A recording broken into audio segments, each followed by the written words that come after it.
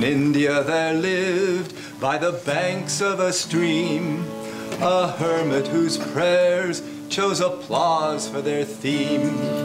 He gazed at the flowers and he smiled at the sun. Then he clapped with delight. Lord, he cried, oh, well done.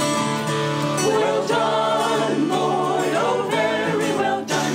The mountains had laughed with the gypsy clouds. The fields smiled to welcome the sun. All nature sings praises aloud. The fields smile to welcome the sun. All nature sings praises aloud. The trees dance to show their elation. A day on God's earth has begun, and every true heart in creation in speechless wonder is bound. And every true heart in creation in speechless wonder is bound. Well done, Lord, oh, very well done. The joy that you've planted in children's hearts, the thrill known in bearing a son, the hope when a trial departs. The thrill known in bearing a son, the hope when a trial departs. The gladness of men in their neighbors, of youth and its victories won. Our joys are the proof of your labors. How wonderful, Lord, are your arms. Our joys are the proof of your labors. How wonderful, Lord, are your arms.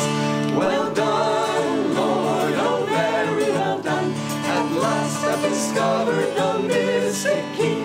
The world's joy, oh, secretive one, replies to your sweetness in me. The world's joy, oh, secretive one, replies to your sweetness in me. For here in my heart lies the answer, your love shedding light like the sun. All life seems to leap like a dancer, when gazing I see only thee. All life seems to leap like a dancer, when gazing I see only thee. I'd like to welcome you all to Sunday service here at the village, especially to those who are here for the first time, our visitors and guests, and to those joining us online. I'm Nayaswami Parvati. This is Nayaswami Pranava. I'll read from Rays of the One Light. These are commentaries on the Bible and Bhagavad Gita, written by Swami Kriyananda and based on Yogananda's teachings. This week, the title, Do You Need a Guru? Truth is one and eternal. Realize oneness with it in your deathless self within. The following commentary is based on the teachings of Paramhansa Yogananda. Many people scoff at the idea of having a guru. True to human nature generally, they make a virtue of their scoffing. I am responsible for what I do, they announce.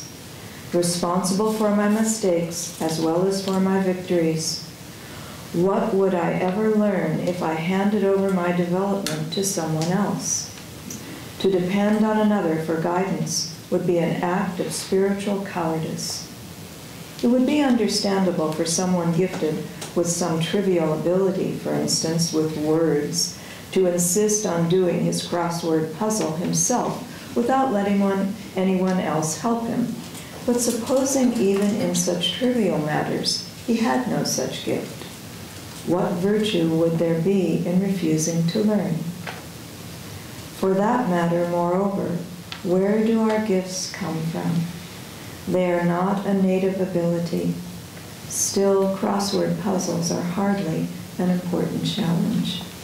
What if a person wanted to do something daring, to climb a cliff, for instance, but refused to study the art of mountain climbing?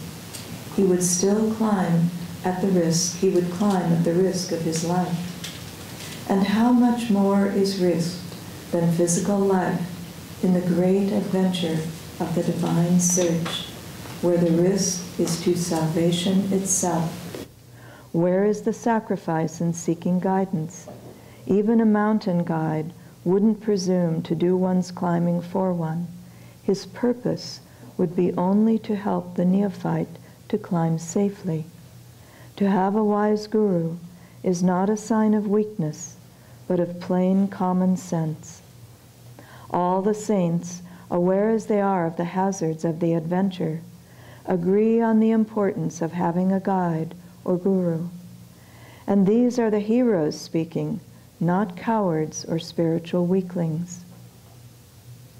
Jesus emphasized the importance of having a teacher by asking John to baptize him.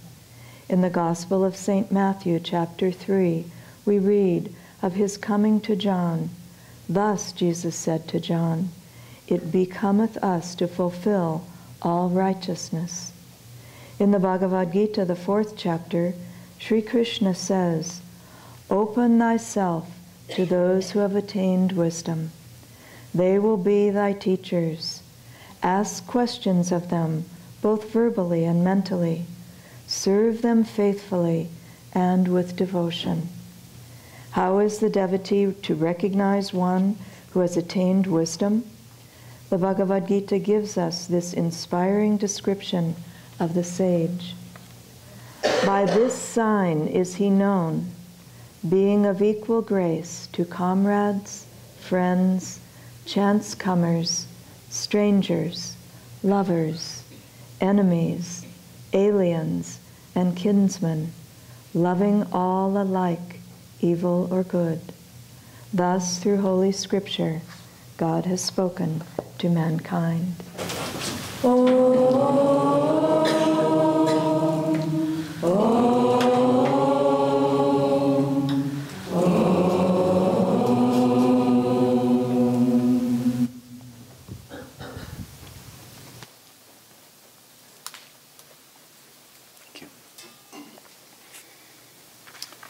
I invite you to close your eyes and tune into this reading from Whispers from Eternity from Paramahansa Yogananda, his book of answered prayers. And feel that the words, the vibration of these words are from your heart. With folded hands, bowed head, and heart laden with the myrrh of reverence, I come to thee. Thou art my parents, I am thy child. Thou art the master, I am ready to obey thy silent command of thy voice. I conjured the fragrant devotion of all hearts and mixed it with my tears. Now I am eager to wash thy feet in silence.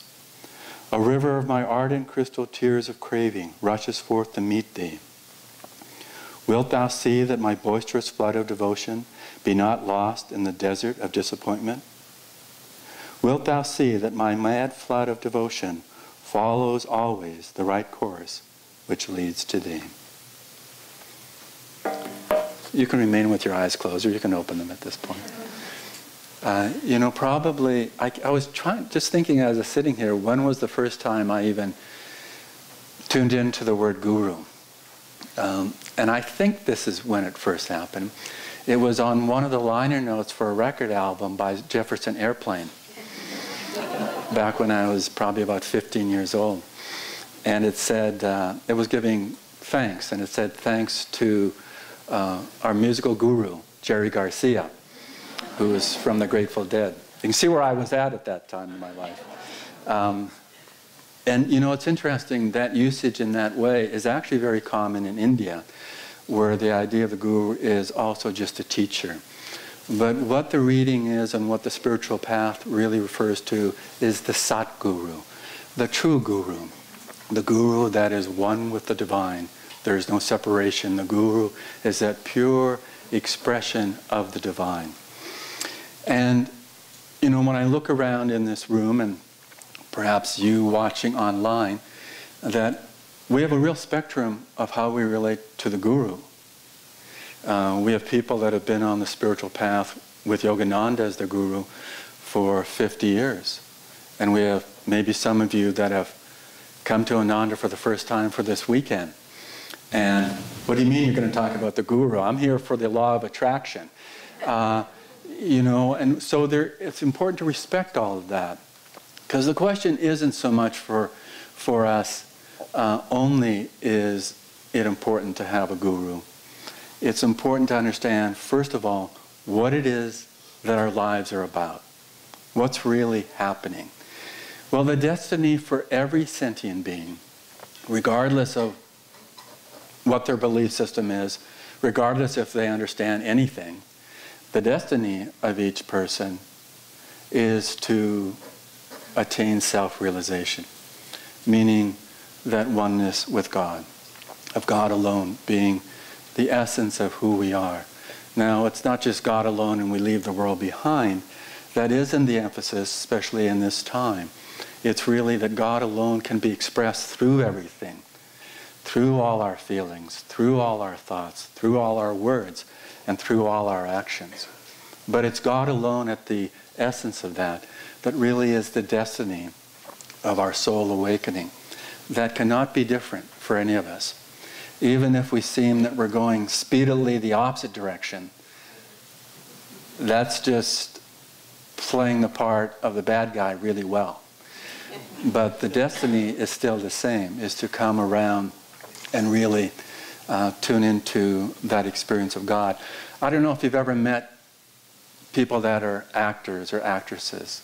I know there was this one fellow that was connected with Ananda. He was a devotee, and he lived in Los Angeles. Parvati and I got to meet him a number of years ago before he passed away. But he was a part actor, and he was in many shows. And in fact, I remember seeing him in this one show, and he always played. He had a peculiar facial expression, and he always looked like a bad guy, just naturally, in any of the things. He was in Columbo Mysteries, and he was just in a lot of things. But when we went to see him, he wasn't, of course, like that. He was this beautiful devotee, beautiful soul that was tuning into what really was there for him. So really an important question is, where are we going with our lives? What is really trying to unfold in our lives? What is going to bring us real joy, real fulfillment in the experience of life itself? I remember reading an article in one of the yoga magazines, it must have been 20, 25 years ago. It was a very good article, and it pointed out some people will go on questioning, well, where are the great gurus in our time? And he said the real question is, where are the great disciples, and are you one of them? Isn't that interesting? The seeking has to be for the ultimate experience of oneness in God. That is what is important in our lives. The guru comes into play being that personal connection, although impersonally, for us. Both personal and impersonal. But the guru is that light, that touch, that awakening of the divine that is universal and omnipresent into our experience now. And so the point isn't so much to seek a guru. The point is to develop our own awareness of discipleship. So that if someone is brand new to the spiritual journey, is going beyond seeing the guru as Jerry Garcia and trying to see something deeper than that, then the point isn't to say, I need to find a guru. The point is to say, how do I deepen my spiritual life? Because the saying goes, the guru will appear when the disciple is ready. Now that is interesting because it's not only for the novice, the new person, that may be questioning if this is even a valid point of having guru. It's as much an important point for the long-term disciple. Because the long-term disciple can easily turn away from tuning into the guru when life presents its challenges. Or when life presents its non-challenges. Just the everyday moment by moment, mundane life experience that we live, we can so readily forget the need for the guru. But the guru isn't just that personality. And indeed, that can confuse us. We can feel we nurture the connection with the image of the guru. And that's very vital. It's very, very important for us to do that. But we can't stop there, because then there's a them and us. There is a Yogananda, and then there's us. But really what's starting to happen deeper as we go deeper is that what's revealed to us is that the guru is in our hearts all the time. The guru is there touching us. But we need to remember that. We need to pause, to take the time to reinvigorate, to reconnect in that experience, so that we know that the need for the guru is not for the guru's sake. It's not that we have adulation and, blessings for the guru. Even that is important, but more that it opens our hearts to feel the guru. Not to relate to the guru out there, but to know, to feel, to be in that love of the guru without the separation. And that's really the challenge for everybody, is to how do we walk forward, how do we refine what's going on spiritually for us. Not just the images of what that is, because I knew I grew up having a very romantic connection with the spiritual path. The books I would read were the Carlos Castaneda books and a number of other books, Be Here Now. And they all gave me a powerful image of, this is great, this is wonderful. But it was a romanticization of that. It was like, it made me feel good, but I was still here and there was that. And when I started to meditate, when I was 18, then I could start to feel, I remember the very first meditation having something that was different as an experience. Odd and overwhelmed, but touched by it. And I remember thinking that this has to be the key. And I didn't learn the techniques that Yogananda taught us. It was before I made that connection. But nevertheless, I felt this is the key, opening up. I remember when I went to work, I took a bus to work, and it was about a 40-minute bus ride going there and coming back. And I would just meditate. I would just sit there and meditate, because I just felt, why not? Although the caution was, only meditate twice a day in the techniques that I was taught. But I thought, why not? Why not explore this more? And so I would do that. And then I would just feel that something is trying to happen here. I have no idea what it is. I would read and get somewhat better of an idea.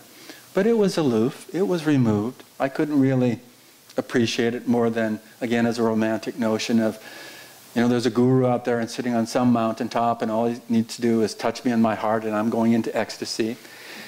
I love that idea.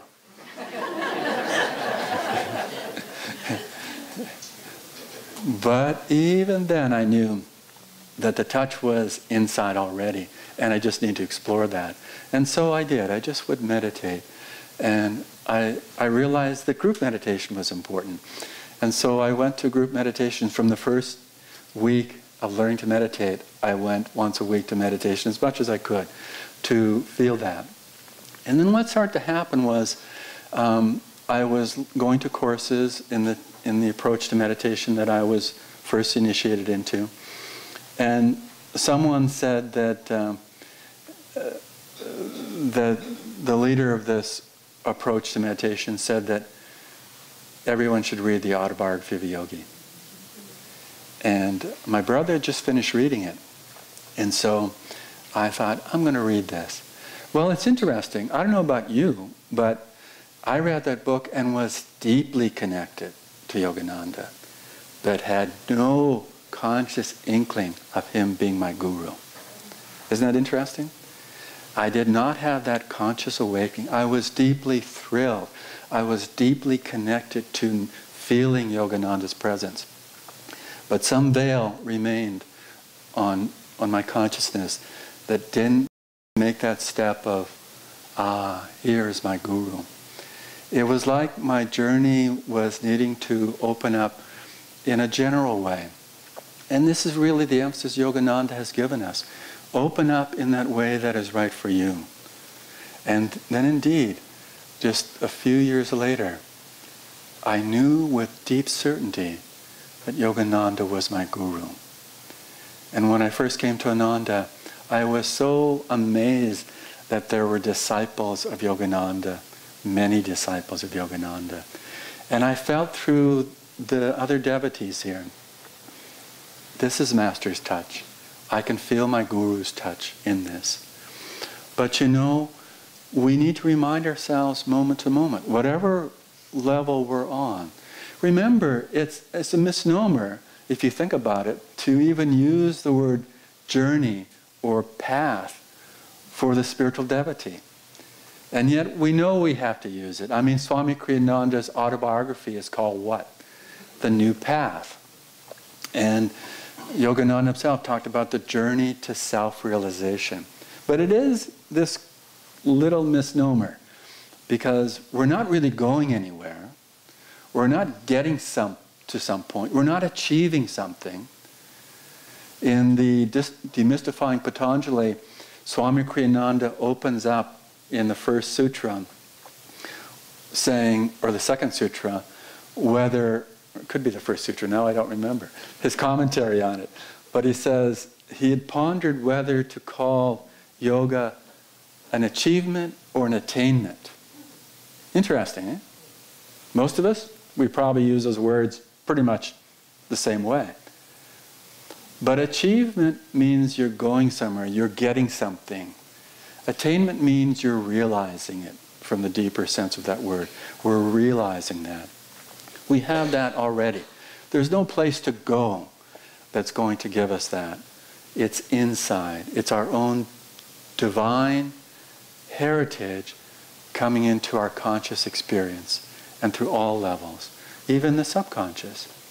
You know, the thing that we really start to learn as we dedicate our lives more spiritually is that we retrain or reprogram the subconscious to be an aid in lifting us up rather than an obstacle that takes us down. And when we can nurture that connection in every moment, in every part of our lives, then the right things will happen. Not only do we draw a true guru, we draw the attunement and the lessons and the gifts and that attainment through that presence. Because this is the challenge for us that have tuned into Yogananda. He's also an amazing spiritual teacher. His approach to sharing the spiritual teachings is amazing. It's so real for us. But that isn't the criteria that we should hold for the true guru. We just get a bonus through that. But it's that ability to magnetize our consciousness through that divine consciousness that the guru has. That's the essence of it. Because some gurus in India are monis. They keep silence. They're not teaching that way. They may not even write. They may not share that way. It is their magnetism of their consciousness that really is that which draws us into the experience. So again, we can treasure the amazing gift of the way that Yogananda and Swami Kriyananda likewise had such clarity and ability to support us in understanding those teachings. But even with Swami Kriyananda, that I felt that it's his vibration in how he shares, whether through the books that he's written, the music, songs, and all that he wrote, or just gazing into his eyes, as well as looking at the eyes of the masters. It's the consciousness, it's the vibration, it's that magnetism. That is what is transformative. But we need to do our part to be more aware of that experience. that experience, remember, is 100% there all the time. Why it isn't 100% for us, we're not 100% open. And so the challenge before us, how do we grow?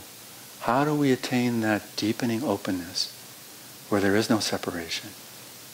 Where there just is that purity of our willingness, our devotion, our receptivity to gain that experience. I want to read to you from the words of Sister Jana, who was the foremost woman disciple of Yogananda, and she passed away, left her body in 1951. And this is her words on the guru-disciple relationship. This is a letter that she wrote to fellow disciples. I did not mistake the guru-disciple relationship for a friendly one, nor a social one, nor one for work or service, nor for pleasure.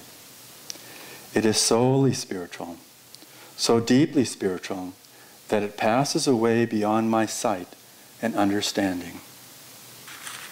Isn't that interesting, that last phrase?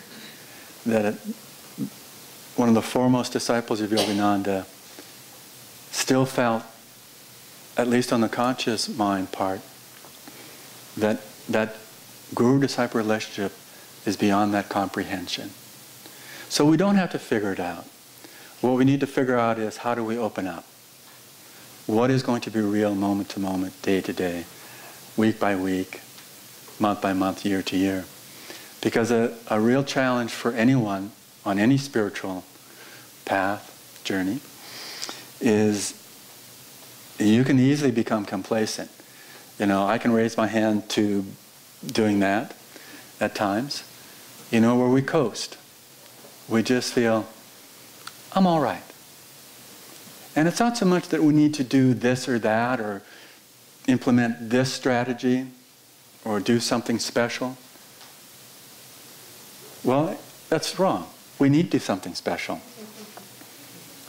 We need to be more in our self-offering, more in that giving of ourselves into the divine light through the great masters, through a guru. And if not, if you haven't chosen a guru, that still applies. To offer ourselves deeper and deeper in the experience that's unfolding to us.